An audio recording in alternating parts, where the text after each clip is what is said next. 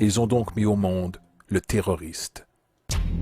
Le terme terroriste est une distinction creuse désignant toute personne ou groupe qui choisirait de défier l'ordre établi. Ceci n'est pas à confondre avec le fictif Al-Qaïda, qui est en réalité le nom d'une base de données informatique des Moudjahidines supportée par les États-Unis dans les années 80.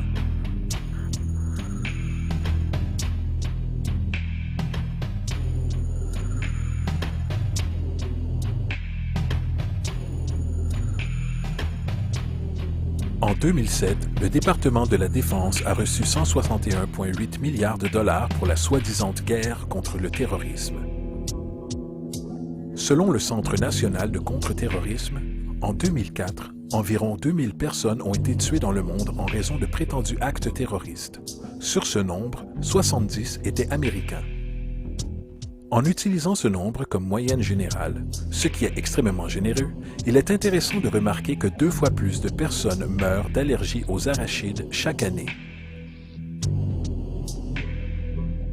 En comparaison, la cause principale de décès en Amérique est une maladie coronarienne tuant environ 450 000 personnes chaque année. L'allocation gouvernementale pour le fonds de recherche sur ce problème était d'environ 3 milliards de dollars. Ce qui signifie que le gouvernement américain, en 2007, a dépensé 54 fois plus d'argent pour prévenir le terrorisme qu'il en a dépensé pour prévenir la maladie qui tue 6600 fois plus de gens annuellement que le terrorisme.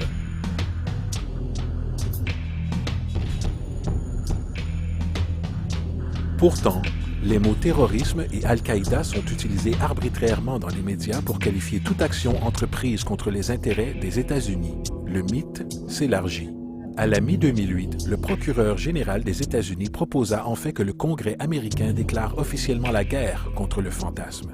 Sans mentionner qu'en juillet 2008, il y a maintenant plus de 1 million de gens actuellement fichés sur la liste de surveillance terroriste américaine. Cette soi-disant mesure antiterrorisme n'a bien sûr rien à voir avec la protection sociale et tout à voir avec la préservation de l'ordre établi contre les sentiments anti-américains croissants, à la fois au niveau national et international, qui est légitimement fondé sur l'expansion de l'empire des sociétés basées sur la cupidité qui exploite notre monde. Les vrais terroristes de notre monde ne se rencontrent pas dans le noir à minuit, ou crient Allah Akbar avant une quelconque action violente. Les vrais terroristes de notre monde portent des costumes à 5 000 $ et travaillent dans les plus hautes sphères de la finance, du gouvernement et des affaires. Alors, que faisons-nous? Comment stoppons-nous un système de cupidité et de corruption qui a tellement de pouvoir et d'élan? Comment stoppons-nous ce comportement de groupe aberrant qui ne ressent aucune compassion pour les milliers de morts en Irak et en Afghanistan pour que la corporatocratie puisse contrôler les ressources énergétiques et la production d'opium pour les profits de Wall Street?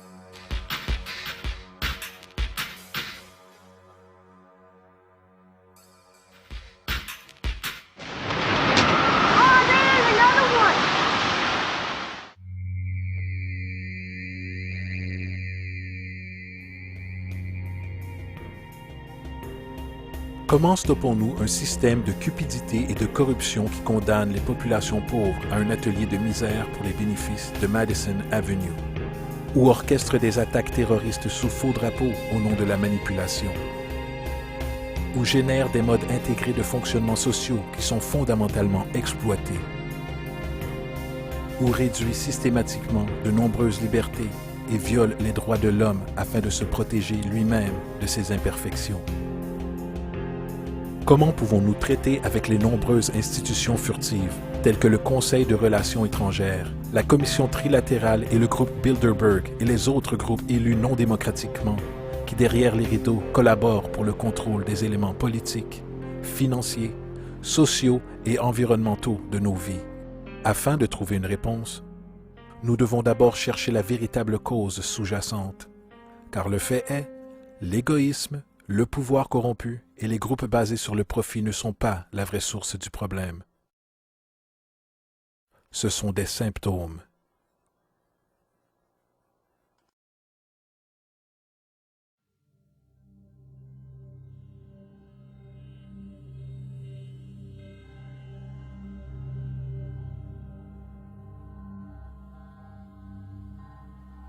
Mon nom est Jacques Fresco. Je suis un designer industriel et un ingénieur social. Je suis très intéressé par la société et par le développement d'un système qui pourrait être viable pour tout le monde. Avant tout, le mot corruption est une invention monétaire. Ce comportement aberrant, comportement qui est perturbant pour le bien-être du peuple. Eh bien, vous avez affaire au comportement humain.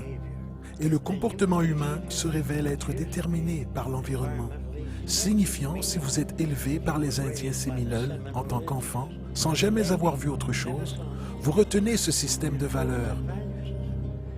Et il en va ainsi pour les nations, les individus, les familles essayant d'endoctriner leurs enfants dans leur foi particulière et leur pays, et qu'ils se sentent comme faisant partie de tout cela. Et ils construisent une société qu'ils appellent établie. Ils établissent un point de vue accessible et tentent à le perpétuer. Alors que toutes les sociétés sont en fait émergentes, pas établies. Et donc, ils rejettent les nouvelles idées qui interfèrent avec l'ordre établi. Les gouvernements essayent de perpétuer ce qui les garde au pouvoir. Les gens ne sont pas élus au poste politique pour changer les choses. Ils y sont mis pour conserver les choses telles qu'elles sont. Donc, vous voyez, les bases de la corruption sont dans notre société. Laissez-moi expliquer. Toutes les nations sont foncièrement corrompues, car elles tentent à maintenir les institutions existantes. Je ne veux pas dire de maintenir ou de dévaloriser tous les pays, mais le communisme, le socialisme, le fascisme, le libre entreprise et tous les autres sous-cultures sont les mêmes. Elles sont essentiellement corrompues. La caractéristique la plus fondamentale de nos institutions sociales est la nécessité de se préserver. Que ce soit une corporation, une religion ou un gouvernement, le premier intérêt est de préserver l'institution elle-même. Par exemple, la dernière chose qu'une compagnie pétrolière voudrait est qu'une énergie qui ne soit pas en sa possession soit utilisée, car ça rendrait cette compagnie moins importante pour la société. De même que la guerre froide et la chute de l'Union soviétique étaient en réalité une façon de préserver et perpétuer une institution économique et l'hégémonie globale des États-Unis. Pareillement, les religions conditionnent le peuple à se sentir coupable pour les tendances naturelles.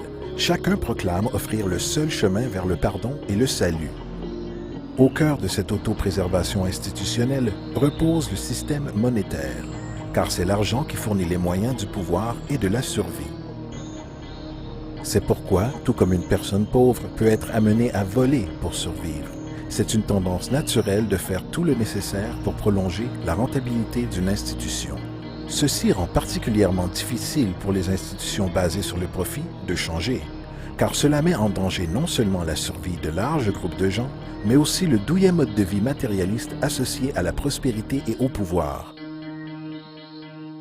Donc, la paralysie nécessaire de préserver une institution en dépit de son importance sociale est largement ancrée dans le besoin d'argent ou profit.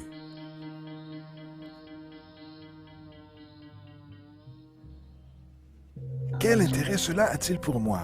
Est ce que les gens pensent.